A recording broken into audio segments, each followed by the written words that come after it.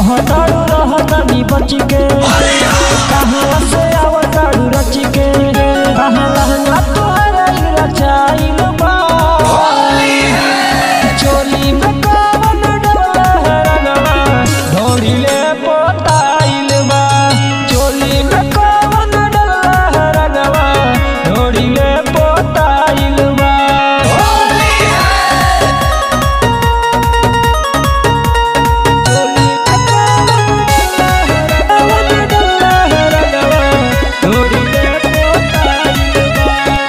चल के तुहर कैलस हनस हो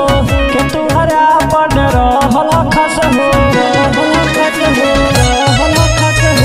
चल के तुहर कैलस हनस हो